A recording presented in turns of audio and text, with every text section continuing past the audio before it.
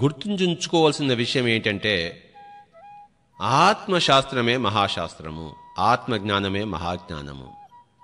మనమంతరూ ఆత్మలం. ఆత్మ అనంత శక్తివంతమైనది.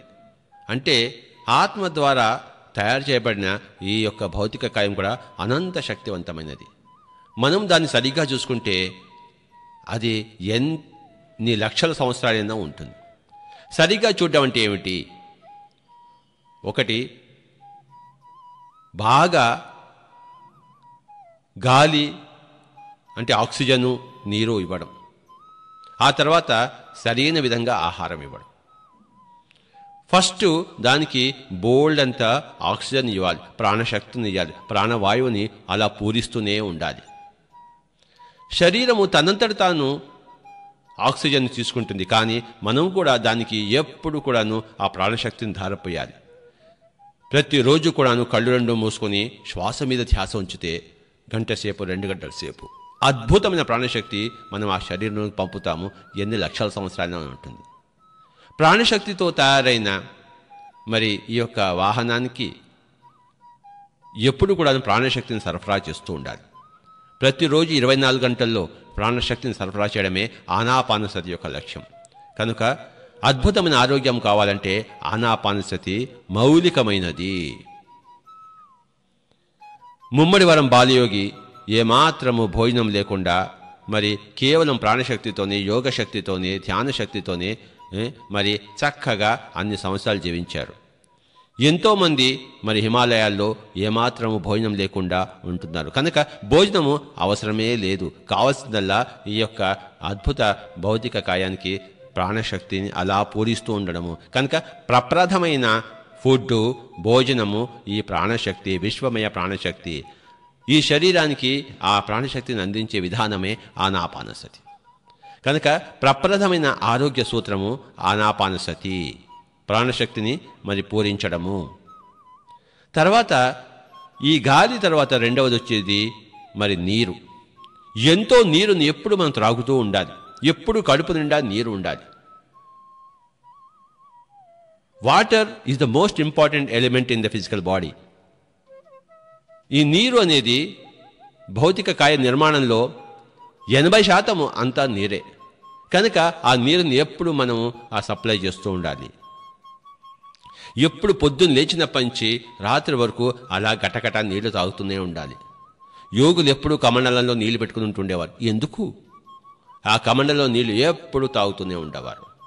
యోగి అంటే ధ్యానం చేసేవాడు. ఒక పక్కన భౌతిక కాయానికి ప్రాణశక్తిని ఇస్తున్నాడు, ఇంకో పక్కన నీటిని పుష్కలంగా ఇస్తున్నాడు. ఎప్పుడైనా ప్రసాదంగా భోజనం చేస్తాడు. కనుక ఆరోగ్యమే మహాభాగ్యానికి గాలితో అంటే ఆనాపానసతితో ప్రారంభమవుతుంది ఆ మహాభాగ్యము. నీటితో ఆ మహాభాగ్యం నిలుస్తుంది. మరి జీవితం యొక్క రుచుల కోసమే, మరి నాలిక యొక్క, జిహ్వ యొక్క రుచుల కోసమే అప్పుడప్పుడు చక్కగా మరి చక్కటి ఫలాలు, చక్కటి పళ్ళు, చక్కటి మరి వంటలు చేసుకుని చక్కగా తినవచ్చు. కానీ అది 3వ ప్రిఫరెన్స్ మటుకే. ఫస్ట్ ప్రిఫరెన్స్ ప్రాణశక్తి, 2వ ప్రిఫరెన్స్ నీరు, ఆ తర్వాత 3వదే మరి మనము తినే ఆహారము, ఫుడ్. కనుక ఇది గుర్తుంచుకోవాలి. ఈ గాలి ప్రాణశక్తి కన్నా దానికన్నా మౌలికమైన ఇంకోటి ఉంది. ఎప్పుడు మనం నేను ఆత్మనని మర్చిపోకూడదు. ఆ మరుపుగా ఉంటే ఆత్మశక్తి దానికి లభించదు. ప్రాణశక్తి కన్నా మౌలికమైనది ఆత్మశక్తి. నేను ఎప్పుడు ఆత్మనే అని ఎప్పుడు భావనలో ఉంటే అపారమైన ఆత్మశక్తి భౌతిక శక్తికి లభిస్తూ ఉంటుంది, భౌతిక కాయానికి లభిస్తుంటుంది. కనుక మొట్టమొదటి ఫుడ్ ఆత్మశక్తి ఇవ్వాలి. అంటే నేను ఆత్మననే భావన, మరి ఆ భావంతోనే జీవించాలి సార్. నేను దేహాన్ని, నేను నఖశిక పర్యంతాన్ని అనే భావంతో కాకుండా నేను ఆత్మను, అహం ఆత్మా గుడాకేశ అని ఎప్పుడు ఆత్మగా జీవిస్తే ఆ భౌతిక కాయం ఎప్పుడు నశింపుండదు. ఫస్ట్ ఆత్మశక్తిని అనుక్షణము ప్రతి భావంలోనూ భౌతిక కాయానికి అందిస్తూ మరి ఆనాపానసతి ద్వారా రోజుకి ఎవరి వయసు ఎంతుందో అన్ని నిమిషాలు అద్భుతమైన విశ్వమయ ప్రాణశక్తిని ఇస్తూ మరి పొద్దుంచి రాత్రి వరకు అద్భుతంగా నీటిని బాగా జలమయం చేస్తూ భౌతిక కాయాన్ని మరి అప్పుడప్పుడు చక్కగా మంచి ఫలాలు, మంచి స్వాదిష్టమైన సాత్వికమైన ఆహారము మరి తప్పకుండా ఇవ్వాలి. తమోగుణమైన, రజోగుణమైన ఆహారము పూర్తిగా వర్జ్యం. అంటే మాంసాహారము పూర్తిగా వర్జ్యం. ఏ యొక్క జంతువుల యొక్క శరీరములు ఈ యొక్క భౌతిక కాయానికి పనికిరావు. మానవుడి శరీరము కేవలము వృక్షజనితమే కానీ, మరి వృక్ష ధాతువుల జనితమే కానీ, మరి ఈ యొక్క ఈ యొక్క ధాతువులు పనికిరావు. కనుక ఎవరైతే జంతువులను మరి కోసి చంపి తింటున్నారో వాళ్ళు పరమ దారిద్ర్యం అనుభవిస్తారు, పరమ అనారోగ్యం పాలవుతారు, మరి తొందరగా చేస్తారు, రోగగ్రస్తులు అవుతారు. కనుక భోజనం అంటూనే మరి మన మాంసాహారం అన్నది అది పూర్తిగా అది రాక్షస భావన, రాక్షస కృత్యము. ఈ భూమిలో ఆ రాక్షస కృత్యాల మూలనే భూమి అంతా ఇంత నరకంగా తయారైంది. మనుషులు కొట్టుకుంటున్నారు, చేస్తున్నారు. కనుక భోజనం అంటే కేవలం శాకాహారమే, అందులోనూ ఎక్కువగా మితాహారం. చెప్పాను కదా, ఫస్ట్ ఆత్మశక్తిని అమితంగా తీసుకుంటూ ఉండాలి, ప్రాణశక్తిని అమితంగా తీసుకుంటూ ఉండాలి, మరి నీరుని అమితంగా తీసుకుంటారు, మరి భోజనాన్ని మరి సాలిడ్ ఫుడ్ని చాలా పరిమితంగా తీసుకోవాలి. చాలా పరిమితమే అవసరం. కనుక పొద్దున్న లేవంగానే మరి చక్కగా నీరు తీసుకుని చక్కగా మరి స్వాదిష్టంగా వేడిగా ఉన్నవి మరి వండుకుంటూ ఫ్రెష్గా అప్పటికప్పుడు వండుకొని తినాలి. మరి ఎక్కువ తినకూడదు. ఆకలి ఎంతుంటే అంతే తినాలి. ఆకలి లేకపోతే నోట్లోకి ఒక ముద్ద కూడా పోకూడదు. ఆకలి ఎంతుంటే అంత కొద్దిగా ఆకలి సగం తీరడానికి మనం ఒక ఇడ్లీనో ఒక వడనో తింటూ, ఒక అరటిపండో తింటూ, మళ్ళీ ఒక 4-5 గంటల తర్వాత మరి ఒక ద్రాక్ష గుత్తి తింటూ, లేకపోతే ఒక ఖర్జూరపు కాయ తింటూ, లేకపోతే ఒక చక్కటి మరి ఒక సగం దోశ తింటూ, ఈ విధంగా చక్కటి ఆలుగడ్డ ఉడికించుకుని కాస్త తీసుకుంటే మీ ఇష్టం, ఏదన్నా తినండి మాంసాహారం తప్పితే. అది అప్పుడప్పుడు కొద్దిగా ఆకలి ఉన్నప్పుడు కొంచెం అలాగా జిహ్వ యొక్క దాని యొక్క గ్రంథులు సాటిస్ఫై చేయడం కోసం పెడుతూ, రసాస్వాదం కోసం ఉంచుతూ, భౌతికంగా మరి ఆరోగ్యానికి మట్టుకు కావాల్సింది ప్రాథమికంగా ఆత్మశక్తి. ఎప్పుడు నేను ఆత్మనని భావన, ప్రాణశక్తి ఆనాపానస ద్వారా ఎంతో నీరు తాగుతూ, మరి అప్పుడప్పుడు ఇలా 2 గంటలకు 3 గంటల సార్లు ఒకానొక ముద్ద నోట్లోకి పంపిస్తుంటే అది సరైన మరి ఆహార విధానం అవుతుంది. భగవద్గీతలో కృష్ణుడు అన్నాడు, యుక్తాహార విహారస్య. యుక్తాహార అంటే సరి అయిన ఆహారము అంటే ఏది పెట్టాలో అదే పెట్టాలి, ఎప్పుడు పెట్టాలో అప్పుడే పెట్టాలి, ఎంత పెట్టాలో అంతే పెట్టాలి. ఎప్పుడు పెట్టాలి భోజనం? ఆకలి వేసినప్పుడే. ఎంత పెట్టాలి? ఆకలి వేసినంతే. ఏది పెట్టాలి? శాకాహారమే. ఇవన్నీ వెరసి యుక్తాహారం అవుతుంది. అలాగే విహారం మరి సెక్స్, ఈ ఎంజాయ్మెంట్ ఇవి కూడాను మరి ఎక్కువగా చేస్తే ఆరోగ్యం క్షీణిస్తుంది. అవి ఎంత ఉండాలో అంత ఉండాలి. అలాగే మరి నిద్ర అన్నది కూడాను ఎక్కువ ఉండకూడదు, మరి తక్కువ ఉండకూడదు. ఇవన్నీ కూడా ఆరోగ్య సూత్రాలు.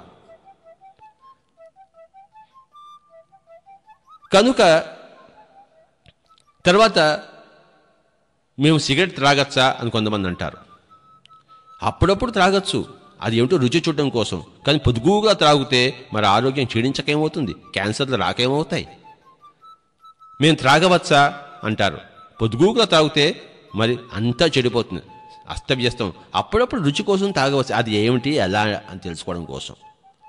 అంతేగాని ఈ ఆల్కహాల్ అనేది ఇనార్గానిక్ మెటీరియల్, ఈ ఆర్గానిక్ ఈ యొక్క భౌతిక కాయంలో వేస్తే మరి వాళ్ళు ఆ ప్రకృతి శక్తులు ఒప్పుకోవు.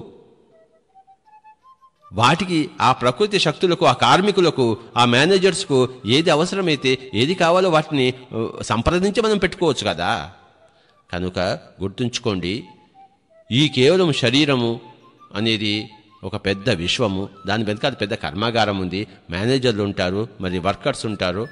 కనుక ఎంతో ఆత్మ పదార్థం, ఆత్మ దేవతలు, మరి నేచర్ స్పిరిట్స్, ప్రకృతి యొక్క ఆత్మలు ఉన్నాయి అక్కడ. ఈ ఆల్కహాల్ వేస్తే అవన్నీ దెబ్బతింటాయి. అప్పుడు అవి సరిగా పనిచేయవు, ఆ కార్మికులు సరిగా పనిచేయరు, ఈ భౌతిక కాయం దెబ్బతింటుంది. కనుక ఆల్కహాల్ అని సస్యంలో వర్జ్యము. నీరు బాగా పోస్తుండే, ఆ నీరు తాగితే ఆ కార్మికులు ఎంత సంతోషిస్తారో. అలాగే మనము ఫ్రిడ్జ్లో ఉన్న వాళ్ళు ఎప్పుడు 3 రోజుల సాంబారు 3 రోజుల కూర తింటారు. చాలా తామసికమైన ఫుడ్. ఎప్పటికప్పుడు ఫ్రెష్గా చేసుకోవాలి, వేడిగా తినాలి, ఫ్రెష్గా తినాలి, తాజాగా ఉండాలి కూరలు, అప్పటికప్పుడు వండుకొని తినాలి. మనం వండుకునే దానికి 2 నిమిషాలు సరిపోతుంది. ఎందుకంటే మనం తినేది చాలా స్వల్పం కనుక శాకాహారము, పరిమితాహారము, మరి ఈ యొక్క రసాయనిక పదార్థాలు, ఆల్కహాల్స్ ఇవన్నీ వేయకుండా ఉండడము, ఇవన్నీ కూడాను ప్రాథమిక ఆరోగ్య సూత్రాలు. శరీరాన్ని బాగా కష్టపెట్టాలి, ఎంతో ఎక్సర్సైజ్ చేయాలి, బాగా నడక సాగాలి. నడిచేటప్పుడు చెప్పులు లేకుండా పర్వతాలు, కొండలు, అరణ్యాలు ఇవన్నీ తిరగాలి. ఆ కాళ్ళలోంచి, పాదాల్లోంచి ఎంతో శక్తి వస్తుంది మనకి. భూమి అంతా శక్తిమయం కనుక. తర్వాత స్నానం పోసుకునేటప్పుడు ఎక్కువసేపు మనం స్విమ్మింగ్ పూల్స్లో, నదుల్లో, మరి సరస్సులలో ఉండాలి. బాగా శరీరం అంతా నీళ్లు తడవాలి. బయట నీరు ఉండాలి, శరీరం లోపల నీరు ఉండాలి. కనుక ఎంత ఎక్కువ మనం స్నానం చేస్తే అంత ఎక్కువగా అద్భుతంగా ఆరోగ్యంగా ఉంటాం. తర్వాత ఎప్పుడు కూడాను నాకు 60 ఏళ్ళకి 70 ఏళ్ళకి నాకు ముసలితనం వస్తుందని ఎప్పుడు ఆలోచించకండి. ముసలితనం ఎప్పుడు రాదు. యద్భావం తద్భవతి. మన భావంతోనే మన ముసలితనం వస్తుంది, మన భావనతోనే మనకు చావు వస్తుంది. నాకు చావు లేదు అనుకోండి, ఎప్పుడు చావు రాదు, ఎప్పుడు ముసలితనం రాదు. కనుక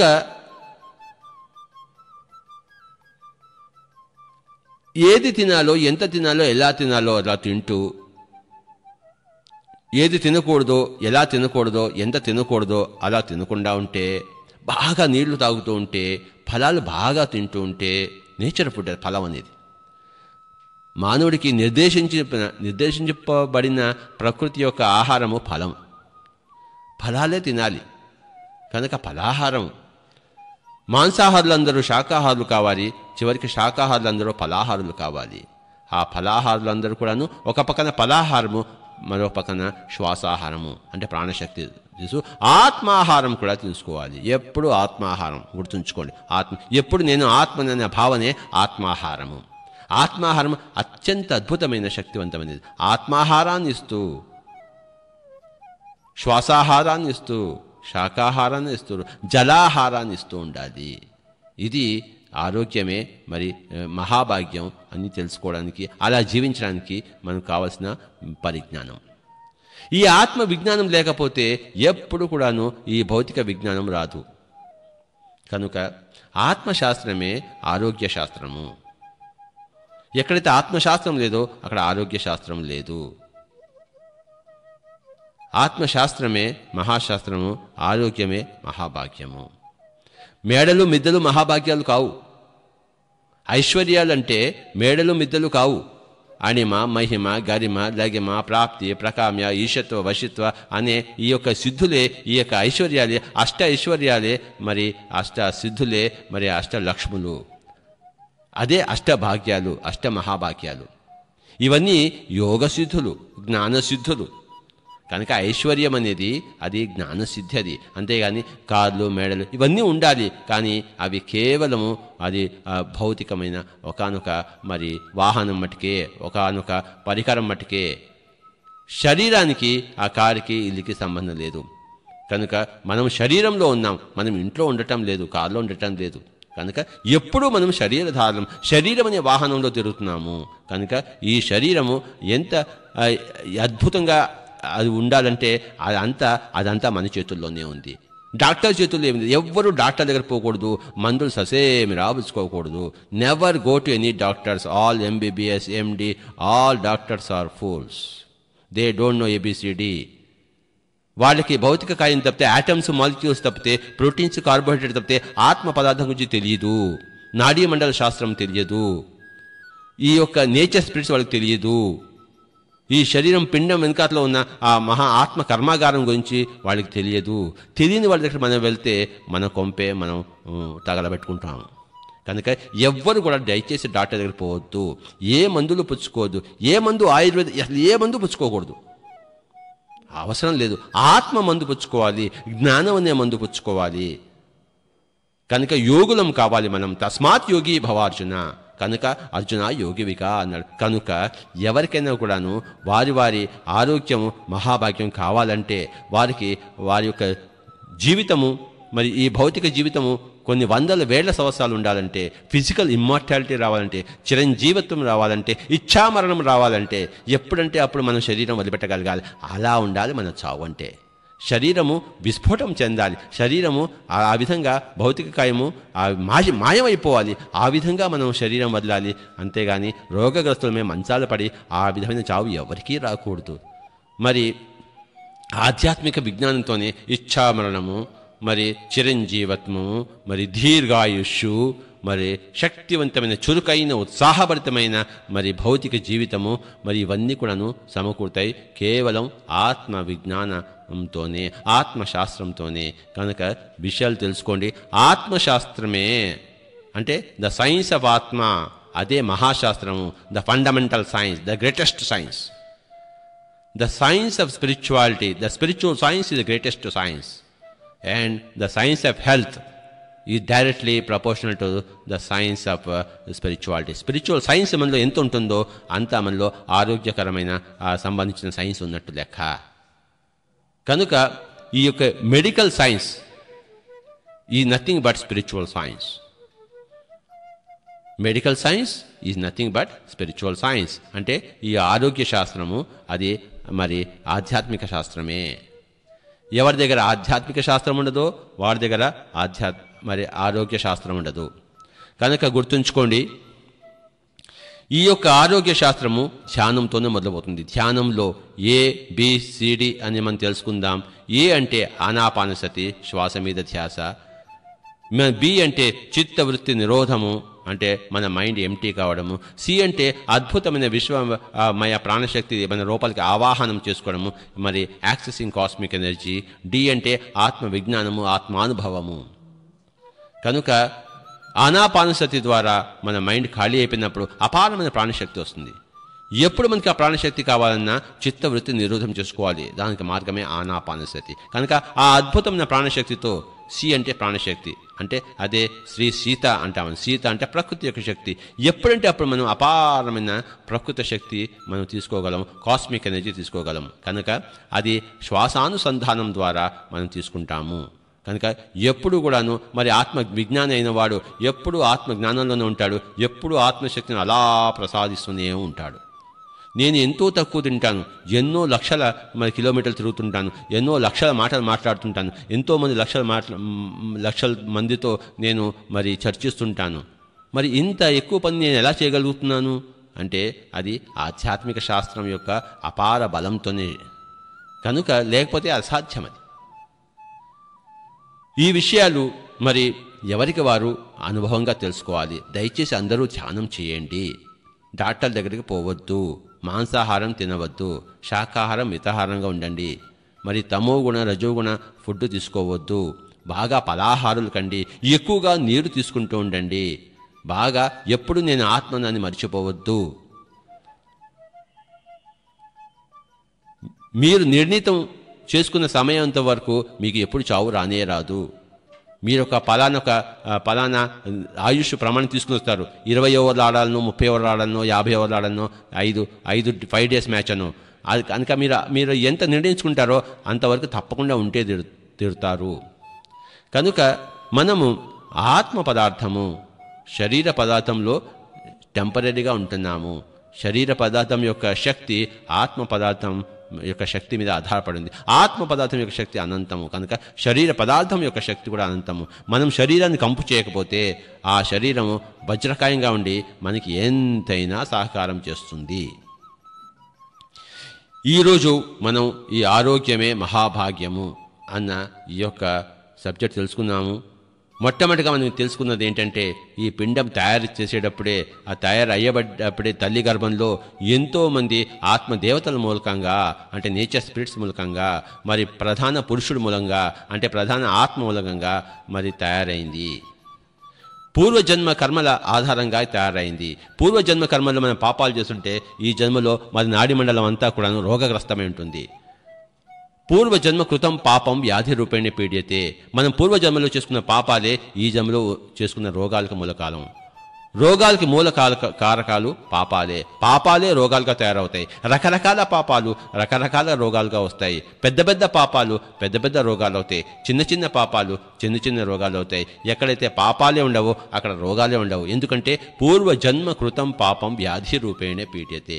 కనుక దయచేసి రోగాలు ఉండకుండా ఉండాలంటే పాపాలు లేకుండా చేసుకోవాలి. అంతేగాని బ్యాక్టీరియాలని వైరస్ని చంపడం కాదు. అవి కాదు మరి రోగ మూలకాలు. మన పాపకర్మలే మన రోగ మూలకాలు. కనుక పూర్వజన్మ కృతం పాపం వ్యాధి రూపేణ పీడితే అనే ప్రథమ సూత్రాన్ని, కర్మ సిద్ధాంతాన్ని మనం తెలుసుకోవాలి. మన కర్మలే మనకి మన వ్యాధులు, మన చెడు కర్మలే. కనుక మరి ఉన్న రోగాలకి ప్రక్షాళన మార్గం ఏమిటి? ఉన్న రోగాలు మనం చేసుకున్న పాపాల వలన వచ్చాయి. అవి పోవాలంటే మరి ఎంత పాపం చేసుకున్నామో అంత పుణ్యం చేసుకోవాలి. అందరికీ మంచి చేయాలి. మంచి కర్మల్లో మనం నిమగ్నం కావాలి. అందరికీ లాభకరమైన మరి పుణ్య కర్మలు చేస్తేనే అవే పాప కర్మలకు విరుగుడు. పుణ్యకర్మలు చేయగా పాపకర్మల యొక్క ఫలితం అంతా పరిహారం అయిపోయినప్పుడు రోగాలన్నీ పోతాయి. అలా కాకుండా వెంటనే పాపాలు పోవాలంటే అమితంగా ధ్యానం చేయాల్సి వస్తుంది. ధ్యానంలో, ఆత్మజ్ఞానంలోనే ఆ పాప కర్మలకు మూలమైన అజ్ఞానము భస్మమైపోతుంది. జ్ఞానాగ్ని దగ్ధ కర్మాణం అన్నాడు కదా. కనుక సత్వర పాప పరిహారం ధ్యానంలో జరుగుతుంది. మరి సుదూర పాప పరిహారం మనకి మంచి పుణ్యాలు చేయడంలో, మంచి కర్మలు చేయడంలో జరుగుతుంది. కనుక ఇదే పాప ప్రకరణము, మరి రోగ ప్రకరణము. పాపాలన్నీ రోగాలుగా తయారవుతాయి. పెద్ద పెద్ద పాపాలు పెద్ద పెద్ద రోగాలు, చిన్న చిన్న పాపాలు చిన్న చిన్న రోగాలు, మరి రకరకాల పాపాలు రకరకాల రోగాలుగా తయారవుతుంటాయి. కనుక పాపాలే చేయవద్దు. ఉన్న పాపాలు పరిహారం చేసుకుందాము. మరి మంచి కర్మలు చేసుకుందాము. అద్భుతంగా ధ్యానం చేసుకుందాము. మరి ఎన్నో జన్మల నుంచి, కొన్ని వందల జన్మల నుంచి చేసుకున్న పాప కర్మలంతా ఈ జన్మలో పరిహారం చేసుకుందాము. ఈ జన్మను ఆఖరి జన్మ చేసుకుందాం. ఈ ఆఖరి జన్మలో అద్భుతమైన ఆరోగ్యాన్ని అనుభవిద్దాం. కనుక అద్భుతంగా మనం జీవిద్దాము. ఈ భూలోకంలోనే ఒక దేవుడిగా మనం జీవిద్దాం. మరి నడియాడే మాధవుడిగా మనం జీవిద్దాం. మరి దుఃఖితుడైన మానవుడిగా మనం జీవించవద్దు. పిరమిడ్ శక్తిని ఎక్కువగా ఉపయోగించుకుంటే ఎంతో మనకి ఆరోగ్యం వస్తుంది. కనుకనే పిరమిడ్ స్పిరిచువల్ సొసైటీస్ యొక్క మనం వ్యవస్థ ప్రతి గ్రామంలోనే, ప్రతి పట్టణంలోనే చేసుకుంటున్నాము. పిరమిడ్లో కూర్చుని నిద్రపోవడం కానీ, పిరమిడ్ నీరుని తాగడం కానీ, పిరమిడ్ శక్తిని ఉపయోగించి పిరమిడ్లో కూర్చొని ధ్యానం చేసుకోవడం కానీ, ఈ విధంగా పిరమిడ్ శక్తిని మనం ఎంతో ఎంతో ఎంతో ఉపయోగించుకుంటూ, ఆత్మశక్తిని ఎంతో ఎంతో ఉపయోగించుకుంటూ, ధ్యాన శక్తిని ఎంతో ఎంతో ఉపయోగించుకుంటూ, కొద్దిగా మట్టుకు చక్కటి ఫలాహారం తీసుకుంటూ జీవిద్దాము. Thank you very much Shivaprasad గారు. ఈరోజు మీ మూలాన మన పిరమిడ్ ధ్యాన ప్రపంచం అంతా కూడాను మరొకసారి ఈ ఆరోగ్య ప్రకరణం గురించి తెలుసుకుంది. Again thank you very much.